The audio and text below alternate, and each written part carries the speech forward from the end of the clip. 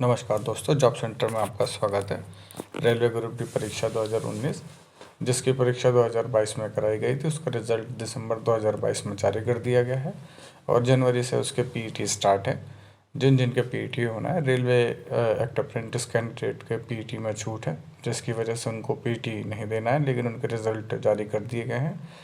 और अब उनका जो नेक्स्ट स्टेप होगा वो मेडिकल एग्जामिनेशन होगा डॉक्यूमेंट के बाद। अभी इससे पहले की जो वीडियो आई थी उसमें डॉक्यूमेंट वेरिफिकेशन का सारा प्रोसेस बताया गया था कि आपका कहाँ से स्टार्ट होगा और कहाँ से ख़त्म होगा। आज हम मेडिकल एग्जामिनेशन की बात करेंगे कि आपका मेडिकल एग्जामिनेशन वाले दिन जब आप हॉस्पिटल पहुँचेंगे तब आपका क्या प्रोसेस रहेगा। और उससे पहले हम, अगर आप जॉब सेंटर पे नए हैं तो प्लीज़ जॉब सेंटर चैनल को सब्सक्राइब करें, लाइक करें एंड शेयर करें। रेलवे से संबंधित और ख़ासकर एक्ट अप्रेंटिस से संबंधित जानकारी हमारे इस चैनल पे आती रहती है और अन्य एग्ज़ाम के बारे में भी हम बताते रहते हैं। तो आप अपने अगर भविष्य में रेलवे या अन्य सरकारी डिपार्टमेंट में जॉब के इच्छुक हैं तो अपने चैनल को सब्सक्राइब करें, आपको यहाँ से जहाँ जो है ज़रूरी जानकारी मिलती रहेगी। तो आइए हम बात करते हैं मेडिकल एग्ज़ामिनेशन प्रोसेस के बारे में कि इसमें कौन कौन से टेस्ट होते हैं, कितने परसेंट कैंडिडेट फेल होते हैं और कितने कैंडिडेट जो है इसमें पास होते हैं, क्योंकि जो है काफ़ी संख्या में जो है बच्चे मेडिकल के लिए आएंगे। तो इसमें भी देखेंगे कि कौन फेल होता है, कौन पास होता है, कैसे कैसे टेस्ट होते हैं। तो आइए हम देखते हैं कि इसके अंदर कौन कौन से टेस्ट होते हैं। तो हम आ गए हैं एक लिस्ट पे, जो हमने लिस्ट बनाई है। डॉक्यूमेंट के बाद जो मेडिकल टेस्ट होगा, डीवी के बाद जो मेडिकल टेस्ट होता है उसके अंदर जो जो आपके टेस्ट होंगे तो उसके बारे में बताया गया है। तो फर्स्ट जो है ब्लड टेस्ट। आप जब हॉस्पिटल में सुबह पहुंचेंगे तो सबसे पहले आपका ब्लड टेस्ट होगा। आप जाएंगे, एक कंपाउंडर या डॉक्टर बैठे होंगे, वो आपको सिरिंज से निकालेंगे और ब्लड को जो है टेस्ट के लिए भेजेंगे आगे। और उसके बाद जब आपका ब्लड टेस्ट हो जाएगा तो उसके बाद आपको जो है यूरिन की एक बॉटल दे दी जाएगी, जो है सबको, उसमें उनके नाम या फिर रोल नंबर मेंशन होंगे। तो उसको जो है आप उसमें यूरिन अपना जो है सुबह का, मॉर्निंग का, आप उसको जो है जमा कराएंगे यूरिन के जो लेबोरेटरी होगी वहाँ पे जाके। तो आपका ब्लड टेस्ट और यूरिन टेस्ट जो है शुगर के लिए लिया जाता है कि आपको शुगर की बीमारी तो नहीं है। उसके बाद एक्सरे टेस्ट होता है, जिसके अंदर आपके चेस्ट का एक्सरे किया जाता है कि आपके चेस्ट की बोन जो है कोई डैमेज तो नहीं है, या फिर अंदरूनी अगर कोई डिफेक्ट होता है तो आ जाता है। इसमें कोई फेल नहीं होता मोस्टली तो जो है, लेकिन ये एक मेडिकल का जो है एक इसमें समझ लीजिए स्टेप है जिसको पूरा करना ज़रूरी है। तो first blood test, second urine test और थर्ड जो है एक्स्ट्रा जो है होने के बाद आपका कान के विभाग में भेजा जाएगा आपको ईएनटी में। ईएनटी में आपका जो है ईयर टेस्ट होता है स्पेशली। तो ईयर टेस्ट होगा कि आप सही से सुनते हैं या नहीं। हॉस्पिटल इस टेस्ट को कराते हैं, कोई कोई मेडिकल हॉस्पिटल इस टेस्ट को नहीं कराते हैं, तो ईयर टेस्ट जो है वो हो भी सकता है, नहीं भी। उसके बाद जो है फिफ्थ प्रोसेस जो है वो है ब्लड प्रेशर टेस्ट, बीपी जिसे कह देते हैं। तो इसके अंदर आप जाएंगे, आपका बीपी टेस्ट होगा और अगर जो है आपका बीपी बढ़ा हुआ होगा या लो होगा तो आपको एक मेडिसिन दे दी जाएगी और थोड़ी देर रेस्ट करने के बाद आपका दोबारा बीपी चेक किया जाएगा, क्योंकि बीपी बढ़ना और घटना स्वाभाविक है। जब आप टेस्ट देते हैं या एग्ज़ाम देते हैं तो आपका बीपी अपने आप ही हाई या लो हो जाता है, क्योंकि एक अंदर से घबराहट आती है कि आप एग्ज़ामिनेशन हॉल में हैं, वो किसी भी तरीके का एग्ज़ाम हो। तो ब्लड प्रेशर टेस्ट होने के बाद आपको जो है एक कलर ब्राइटनेस टेस्ट होता है, जिसके अंदर आपसे रंग पहचानने की एक डॉटेड डॉटेड किताब होती है, उसके अंदर जो है आपको कलर पहचानने के लिए बुलाया जाता है। तो ये आई स्पेशलिस्ट करते हैं, आँखों के डॉक्टर करते हैं। तो इसके अंदर आपको कलर ब्लाइंडनेस का टेस्ट लिया जाएगा और अगर आप कलर ब्लाइंडनेस में टेस्ट में फ़ेल होते हैं तो इतना यकीनन है कि आपको जो मेडिकल कैटेगरी दी जाएगी वो C1 दी जाएगी या B2 दी जाएगी। B2 या B2 बिलो कह सकते हैं, B2 या C1 आपको कैटेगरी दी जाएगी, जिसका मतलब यह है कि आपको जो है ओपन लाइन में जहाँ पे डेंजर वर्क होता है वहाँ पे आपको पोस्टिंग नहीं दी जाएगी। और एक तरीके से अगर मैं अपने पॉइंट ऑफ व्यू से कहूँ तो जो है एक तरीके से ये C1 और B2 जो है कैटेगरी अच्छी भी होती है, क्योंकि इसमें आपको फिर सेफ़ जगह का मतलब वर्कशॉप या फिर जो है हॉस्पिटल अटेंडेंट या फिर ऐसी जगह पे स्टोर कीपर या जो है ऐसी जगहों पे पोस्टिंग दी जाएगी जहाँ पे ख़तरा ना हो और जो है आप सेफली काम कर सकें। तो एक तरीके से ये अच्छा भी है। जिनकी कट ऑफ ज़्यादा है, मतलब जिनके मार्क्स ज़्यादा हैं और अगर उनका C1 आता है तो वो जो यकीनन जो है 100% वर्कशॉप या फिर स्टोर या फिर हॉस्पिटल में पोस्टेड होंगे, उनको ओपन लाइन में नहीं दिया जाएगा। तो चलो ये तो मेरा पॉइंट ऑफ व्यू हुआ, लेकिन जो है आप अच्छे से मेडिकल दीजिए अपना, भगवान करे कोई कलर ब्लाइंडनेस ना हो। उसके बाद कलर ब्लाइंडनेस के बाद वही डॉक्टर आपका वहाँ पे लेज़र सर्जरी टेस्ट करेगा कि आपने कोई लेज़र ऑपरेशन तो नहीं कराया हुआ है। अगर कराया हुआ है तो अगर वो ज़्यादा डैमेज है तो उसमें भी वो आपको रोक के फेल कर सकता है। नहीं तो 5 या 3 डॉक्टर की एक कमेटी बिठाई जाती है जो निष्कर्ष निकालती है कि इससे कोई फ्यूचर में इनको ज़्यादा दिक्कत तो नहीं होगी। अगर उनको लगता है कि ठीक है तो वो पास भी कर सकते हैं, उनको लगता है नहीं ठीक है तो वो आपको फेल कर देते हैं, जिसमें आपको फिर फर्स्ट अपील करनी होती है।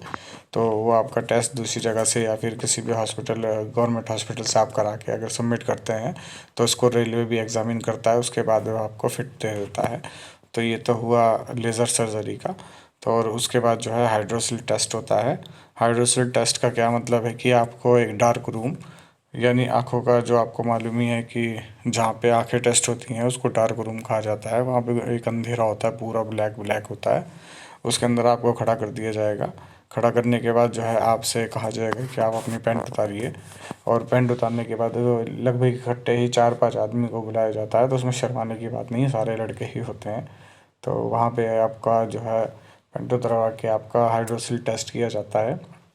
उसके अंदर डॉक्टर और एक असिस्टेंट होता है जो आपको जो चेक करता है। ये चेक करने के बाद जो है आपका वहीं डार्क रूम में ही आई टेस्ट लिया जाता है। आई टेस्ट का मतलब वो सी बोर्ड होता है, जिसमें आपने देखा होगा जब आप चश्मे बनवाने जाते हैं शॉप में, या फिर नहीं भी जाते तो आपने चलते फिरते भी देखा होगा। उसके अंदर सी होता है। सी का जो इस तरफ मुंह खुला होता है वो आपको बताना होता है कि वो ऊपर नीचे दाएं बाएं, आप राइट लेफ्ट अपर डाउन इस तरीके से भी बता सकते हैं, या उंगली से इशारा भी कर सकते हैं। वो आप जिस में कंफर्टेबल हैं आप वो उनको बता सकते हैं, लेकिन वो आपको बताना होता है।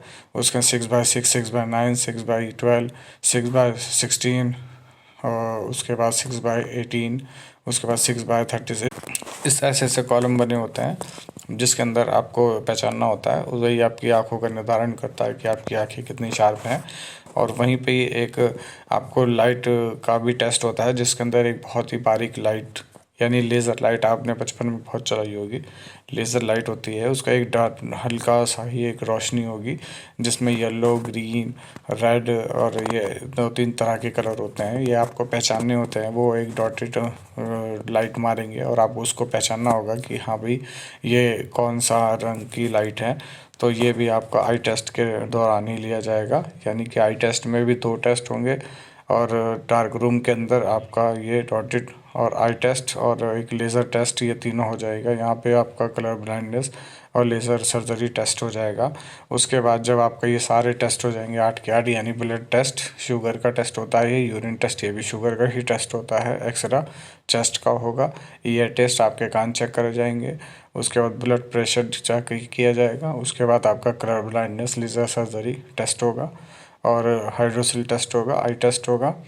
और आई टेस्ट के साथ ही आपको एक लेज़र लाइट दिखाई जाएगी जिसके अंदर येलो, ग्रीन और रेड अलग अलग तरह की होंगी। आपको पहचानना होगा कि यह कौन सी लाइट है। और उसके बाद आपका जो है मेडिकल ख़त्म हो जाएगा। याद रहे ग्रुप डी का जो मेडिकल होता है वो A2 बिलो होता है, A2 एंड बिलो होता है। तो इसमें घबराने की ज़रूरत नहीं है। आपका मेडिकल A2 भी हो सकता है, A3 भी हो सकता है, B1, B2 और C1, यहाँ तक आपका मेडिकल हो सकता है। 5 कैटेगरी हैं मेडिकल की, जिसके अंदर आपको अलग अलग कैटेगरी में डिवाइड किया जाएगा। ये डिपेंड करता है कि आपकी आँखें 6x6 है, 6x12 है, 6x16 है या 6x36 है। ये आपकी आँखों को देखने की क्षमता पर डिपेंड करता है और उसके आपके कलर ब्लाइंडनेस पे डिपेंड करता है कि आपका कलर ब्लाइंडनेस तो नहीं है। अगर आप कलर ब्लाइंडनेस है तो आपको यकीनन जो है वो B2 या C1 की कैटेगरी में रखा जाएगा, जो यहाँ पे आपको सेफली जगह पे पोस्टिंग दी जाएगी, जैसे workshop, store, hospital attendant, peon, इस तरीके की पोस्टों को दिया जाएगा। आपको ट्रैकमैन या CNW में नहीं भेजा जाएगा या TRD, TRS में नहीं भेजा जाएगा, क्योंकि ये सब रिस्की जॉब हैं। तो एक तरीके से ये आपके लिए अच्छा भी होगा। मेरे हिसाब से अगर आपके ज़्यादा नंबर हैं और आपका मेडिकल कैटेगरी इतनी अच्छी है तो आपको कंफर्म वर्कशॉप वगैरह मिलेगी, जहाँ पे आपको आराम की जॉब मिलेगी, डे की जॉब मिलेगी, आपको शिफ्टिंग में ड्यूटी नहीं करनी होगी। तो एक तरीके से वो बढ़िया ही है। और रही बात जो है, हम बात करेंगे इसके में कि फ़ेल कितने बच्चे होते हैं। जैसे हमने कहा था कि कितने परसेंट कैंडिडेट फ़ेल होते हैं, तो इसके अंदर जो फ़ेल होने का रेशो है वो बहुत ही कम है। अगर हम उसको कहते हैं 0.5%, वो भी सिर्फ़ और सिर्फ आँख की वजह से कि आपको लेज़र सर्जरी आपने कराई है या फिर आप ज़्यादा ही कलर ब्लाइंडनेस है। कलर ब्लाइंडनेस से भी फ़ेल नहीं होते, लेज़र सर्जरी का ही मुद्दा आता है जिसके अंदर आपको फ़ेल करने के चांसेस होते हैं। और इसके अंदर कोई भी ऐसी चीज़ नहीं है जिसमें आपको फ़ेल करने का चांस हो। हाँ, हाइड्रोसिल की अगर बीमारी है और आपने इलाज नहीं करा रखा है पहले से, और वहाँ पे अगर उनको लगता है तो वो ये बोल सकते हैं कि आप जाइए हाइड्रोसिल का ऑपरेशन करा के आइए, उसके बाद ठीक हो के आएंगे तो आपको हम फिट दे देंगे। तो ऑपरेशन करा के आइए हाइड्रोसिल का और उसके बाद हम आपको फिट दे देंगे। तो आप समझ गए कि जो है क्या क्या प्रोसेस है, कि blood test, urine test, X ray test और ear test, blood pressure, colour blindness, laser surgery test, hydrocele test, eye test, signature of your medical memo, यानी ये सब टेस्ट होने के बाद आपको जो है अपनी मेडिकल मीमो जिस पे आपको साइन करना होगा, वो आपको आपकी कैटेगरी भी बता देंगे। पे बता देते हैं कि आपकी A2 है या A3 है या B1 है या आपकी B2 है, वो आपकी कैटेगरी भी दिखा देते हैं। उस पर आप साइन करेंगे। साइन करने के बाद आपको जो है वहाँ से जाने के लिए बोल दिया जाएगा और बोला जाएगा कि आप अपनी रेलवे जो रिक्रूटमेंट सेल है वहाँ से कांटेक्ट करें, या फिर आप अपनी वेबसाइट पे अपडेट रहें। आपको जो भी जानकारी होगी वेबसाइट पे मिलेगी, और मेडिकल होने के कुछ समय के बाद ही वेबसाइट पे आपको शो कर दिया जाएगा कि आप किस यूनिट में या किस डिवीज़न में सिलेक्ट हैं और कहाँ पे आपको रिपोर्ट करनी है। तो उसके अंदर क्या होता है कि जब वो शो कर दिया जाएगा तो उसके 15 से 20 दिन या 1 महीने के अंदर अंदर आपको जो है वहाँ से कॉल लेटर आ जाता है कि आप वहाँ आके अपना DV कराइए और ज्वाइनिंग की प्रक्रिया को आगे बढ़ाइए। अगर बाई चांस 1 महीने के अंदर अंदर नहीं आता है तो आप वहाँ जाके रिपोर्ट भी कर सकते हैं पर्सनली कि मेरा यहाँ पे सिलेक्शन हुआ है और जो है मेरे को यहाँ ज्वाइनिंग करनी है, तो आगे का प्रोसेस क्या है। तो वो आपको बता देंगे कि अगर प्रोसेस चालू है तो आप प्रोसेस में वो कंटिन्यू करेंगे और आपको ज्वाइनिंग दे देंगे, और नहीं होगा तो वो आपसे कहेंगे कि जाइए आपके घर पे लेटर आएगा, और जब लेटर आ जाए तो आप उसके साथ जो सपोर्टिंग डॉक्यूमेंट्स हैं वो रेडी करके फिर यहाँ पे आइएगा, और जो है उसके बाद आपकी ज्वाइनिंग होगी।